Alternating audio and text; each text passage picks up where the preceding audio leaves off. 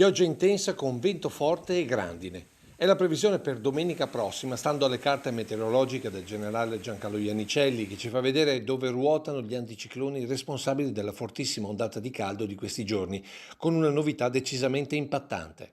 La novità è che sul bordo di questo anticiclone c'è una discesa di aria più fresca, potrà dar vita a un contrasto con la massa d'aria calda che permane in pianura e quindi temporali che potranno essere localmente anche intensi.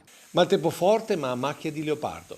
Fortunatamente sarà abbastanza isolata la situazione di questi fenomeni e di breve durata, quindi prevediamo da domenica, ecco, che gli impulsi saranno più intraprendenti e potranno dar vita dal tardo pomeriggio anche gradualmente fenomeni temporaleschi. Il gran caldo ha portato in alto lo zero termico, con gravi conseguenze sul fronte grandine. E arriva la grandine perché c'è il sollevamento della massa d'aria, si solleva, si raffredda, è ricca di umidità, quindi di vapore, questo si congela e forma il ghiaccio, ricadendo poi aumenta di volume. Il rischio quindi è che si ripetano chicchi come il 26 giugno nel Monte Bellunese e nell'Alta Marca. Poi c'è il vento.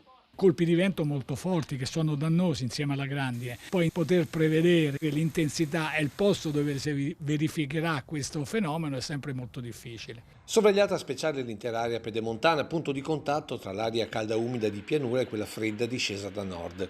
È qui che si formeranno i fenomeni più intensi. Tutto passerà già da lunedì, quando gradualmente riprenderà il caldo, che a metà luglio toccherà punte mai viste prima. Avremo di nuovo dei picchi di 39-40 gradi. Ricordo, e non lo dimentico mai, lo ricordo sempre, che per chi lavora e chi deve stare con il capo al sole, all'aperto, che i 39-40 gradi previsti sono previsti all'ombra e sono rilevati all'ombra.